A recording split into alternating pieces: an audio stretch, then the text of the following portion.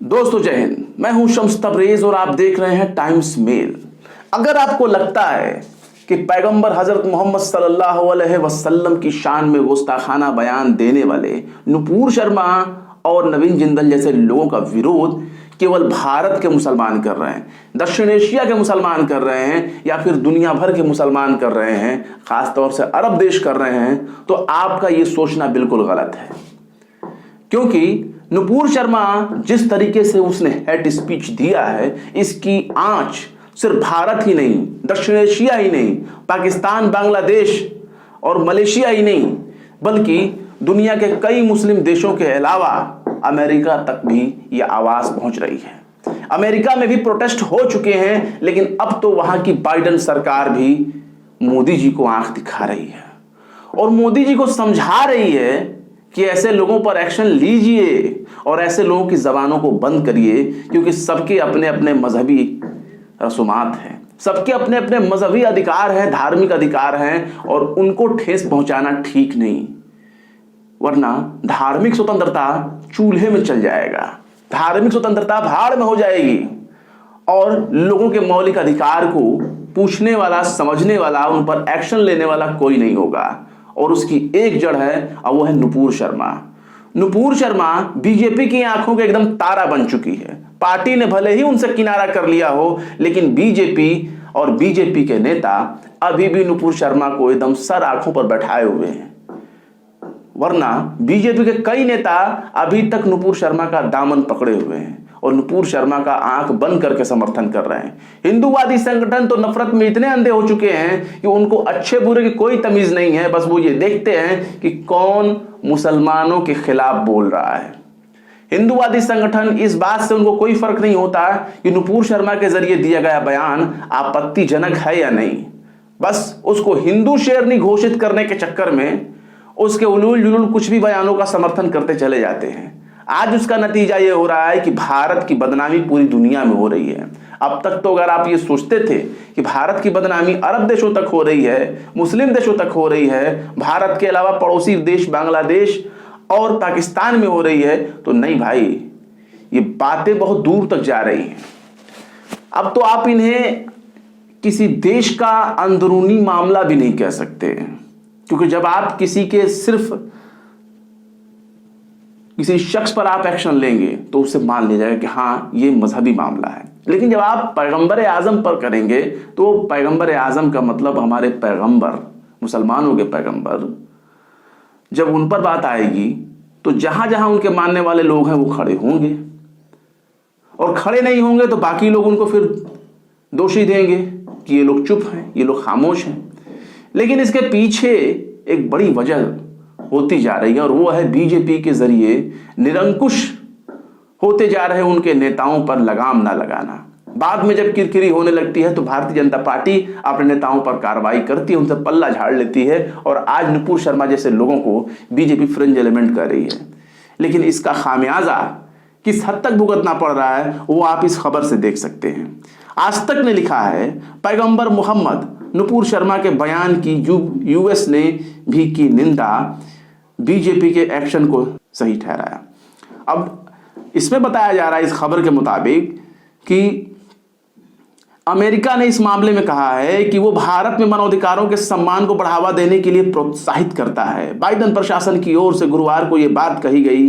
विदेश विभाग के प्रवक्ता हेड प्राइस ने गुरुवार को कहा कि हमने भाजपा के 2 पदाधिकारियों की ओर से की गई आपत्तिजनक टिप्पणियों की निंदा की है। यानी सोचिए, पार्टी भारतीय जनता पार्टी, किस देश की पार्टी? भारत की पार्टी, देश और दुनिया की सबसे बड़ी पार्टी। इसका संबंध कहां से है? भारत से। इसका संबंध किससे है? हमारे 56 इंची प्रधानमंत्री श्री नरेंद्र मोदी से है। इस पार्टी का संबंध किससे है? भारत को विश्व गुरु बनाने और हिंदू राष्ट्र बनाने का सपना देखने वाले मोहन भागवत और उनके संगठन आरएसएस से है। लेकिन आलोचना कहां से हो रही है? पाकिस्तान से नहीं हो रही है, बांग्लादेश से नहीं हो रही है, Malaysia, Indonesia, Qatar, Iran, Iraq, Lebanon, शाम से नहीं हो रही है, सऊदी अरब से नहीं हो रही है। यह आलोचना कहां से हो रही है? यह आलोचना अमेरिका से हो रही है।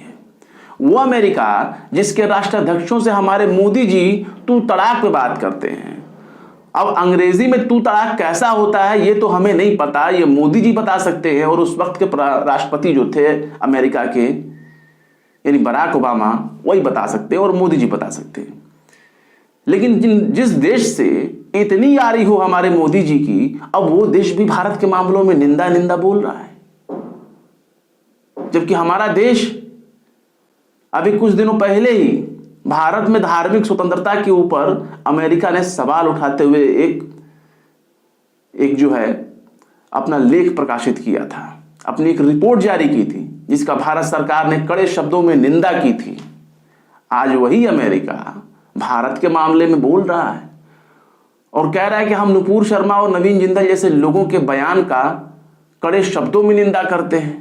अमेरिका कौन होता है? ये बात तो मोदी जी को पूछ लेनी चाहिए, लगे हाथ पूछ लेनी चाहिए कि आखिर अमेरिका कौन होता है, क्योंकि अमेरिका से मोदी जी बहुत आसानी से पूछ सकते हैं, दूसरे देशों के मामले में नहीं।